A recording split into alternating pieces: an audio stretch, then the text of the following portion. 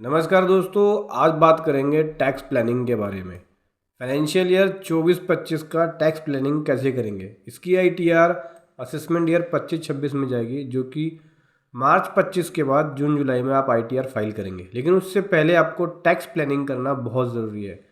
आप कैसे ज़्यादा से ज़्यादा टैक्स को सेव करेंगे, आज मैं आपको बताऊँगा एक कैसे इंडिविजुअल सैलरी पर्सन अपने टैक्स को सेव कर सकता है टैक्स प्लानिंग के ज़रिए।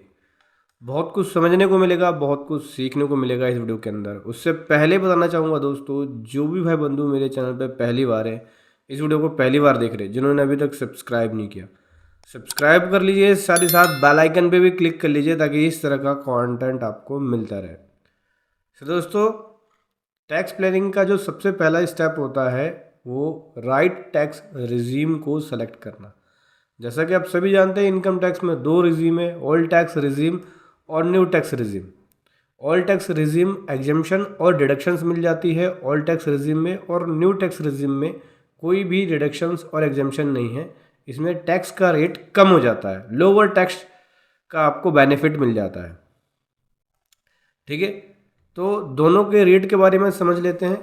सबसे पहले हम बात करते हैं न्यू टैक्स रिजीम में। न्यू टैक्स रिजीम ये डिफ़ॉल्ट रिजीम है, मतलब कि जब आप आईटीआर फाइल करने जाएंगे तो new tax regime default select होके आएगा आपकी आईटीआर फॉर्म में। लेकिन अगर आपको ओल्ड टैक्स रिजीम में जाना है तो उसके लिए आपको ओल्ड टैक्स रिजीम को आईटीआर में सेलेक्ट करना पड़ेगा। और बिजनेस इनकम है तो उसके अंदर एक फॉर्म भी होता है, फॉर्म 10I, वो फाइल करना पड़ेगा। एक डिक्लेरेशन फॉर्म होती है, सैलरी इनकम के केस में नहीं होता है ओल्ड टैक्स रिजीम में जाने के लिए। न्यू टैक्स रिजीम डिफ़ॉल्ट होगा। तो अभी हम समझते हैं कि रेट क्या होगा न्यू टैक्स रिजीम में। न्यू टैक्स रिजीम में अलग अलग रेट्स हैं टैक्स का। जैसे कि 3 लाख तक की इनकम है तो ज़ीरो टैक्स, कोई भी टैक्स नहीं देना होगा। 3 से 7 लाख तक की इनकम पे 5% का टैक्स देना होगा। और 7 से 10 के बीच में 10% का टैक्स, 10 से 12 के बीच में 15% का टैक्स देना होगा। और यही अगर आपकी इनकम 12 से 15 लाख के बीच में है तो 20% का टैक्स लग जाएगा। यही नहीं दोस्तों, अगर आपकी इनकम 15 लाख से ज़्यादा है तो 30% के स्लैब में आएंगे। न्यू टैक्स रिजीम में 15 लाख से ऊपर वाले 30% स्लैब में आएंगे। यहाँ पे 7 लाख तक की इनकम पे ज़ीरो टैक्स लगता है न्यू टैक्स रिजीम में। 87A का बेनिफिट मिल जाता है। अगर आपकी इनकम न्यू टैक्स रिजीम में 7 लाख तक होती है तो 87A का बेनिफिट मिल जाएगा। और जो सैलरी पर्सन है उनकी इनकम अगर 7,75,000 तक हुई तो कोई भी टैक्स नहीं देना पड़ेगा। 7,75,000 क्यों बोल रहा हूँ, क्योंकि इसके अंदर एक स्टैंडर्ड डिडक्शन मिलता है, जो कि 75,000 की स्टैंडर्ड डिडक्शन होगी। असेसमेंट ईयर 25-26 में ये एप्लीकेबल होगा। 24-25 में स्टैंडर्ड डिडक्शन पहले 50,000 का था, अभी 75,000 की स्टैंडर्ड डिडक्शन कर दिया है न्यू टैक्स रिजीम में। तो सैलरी पर्सन के लिए 7,75,000 तक की अगर इनकम होती है तो उनका ज़ीरो टैक्स बन जाएगा। समझ गए। अब बात करते हैं ओल्ड टैक्स रिजीम, जिसके अंदर डिडक्शंस और एग्जेम्पशन है। तो ओल्ड टैक्स रिजीम में टैक्स का रेट है 2.5 लाख तक की इनकम पे ज़ीरो टैक्स, 2.5 से 5 के बीच में 5% का टैक्स, और 5 से 10 के बीच में 20% का टैक्स। यहाँ पे 10 लाख से ऊपर वाले 30% के स्लैब में आ जाते हैं। 87A का भी बेनिफिट मिल जाता है, लेकिन 5 लाख तक की इनकम होगी तो आपको 87A का बेनिफिट मिलेगा। इसमें 12,500 का रिबेट मिल जाता है टैक्स का। साथ ही साथ ओल्ड टैक्स रिजीम के अंदर रिडक्शन मिलती है। एडीसी के अंदर 1.5 लाख तक का रिडक्शन। जैसे कि अगर आपने इन्वेस्टमेंट कर रखी है ईपीएफ में, पब्लिक प्रोविडेंट फंड में, एलआईसी में, नेशनल सेविंग सर्टिफिकेट में, इक्विटी लिंक सेविंग स्कीम में, या 5 ईयर वाला एफडी है आपका, होम लोन प्रिंसिपल रीपेमेंट कर रहे हो उस केस में, ये सुकन्या समृद्धि योजना, इसमें से किसी भी प्लान में आपने इन्वेस्टमेंट कर रखी है और उसकी इन्वेस्टमेंट 1.5 लाख तक है या 1.5 लाख से ज़्यादा है तो आपको 1.5 लाख तक का बेनिफिट मिल जाएगा। 1.5 लाख का आपको डिडक्शन से मिल जाएगा।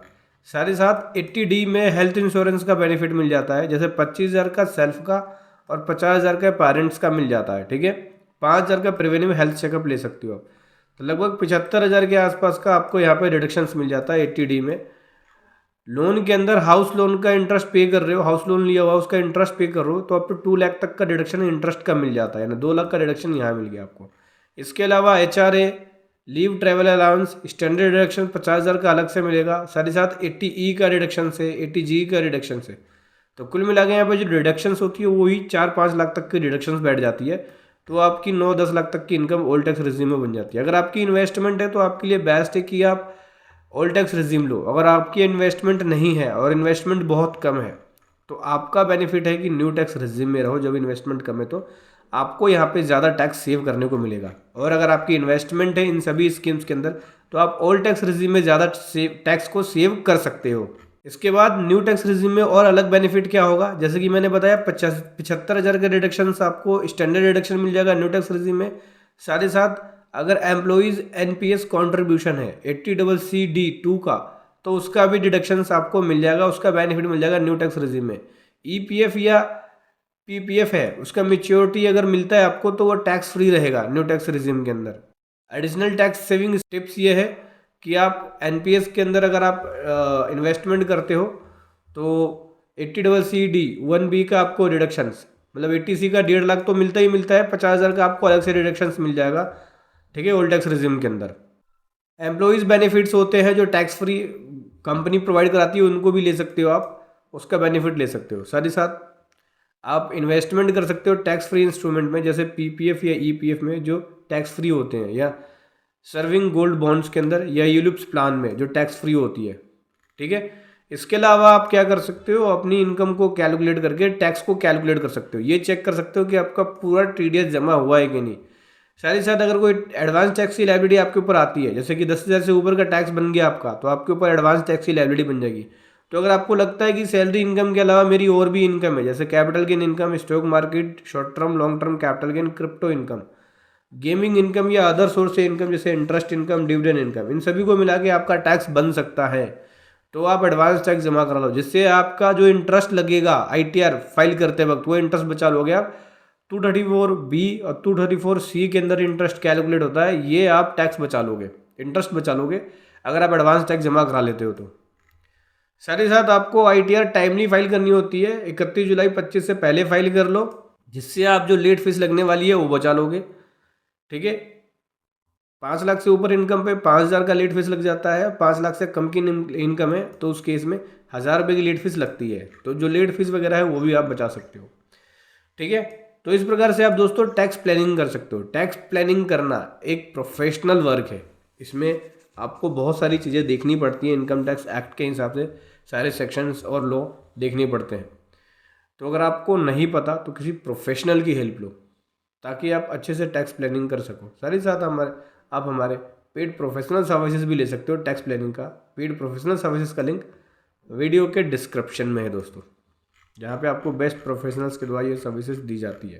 तो टैक्स प्लानिंग करते वक्त आपको इन बातों का ध्यान रखना है कि न्यू टैक्स रिजिम में जाना है या ओल्ड टैक्स रिजिम में। अपनी रिक्वायरमेंट के अकॉर्डिंग आप उसे सेलेक्ट कर सकते हो। तो ऐसे आपको टैक्स प्लानिंग करना है फाइनेंशियल ईयर 24-25 और असेसमेंट ईयर 25-26 का। वीडियो कैसी लगी ज़रूर बताएं। Thank you so much. जय हिंद, वंदे मातरम।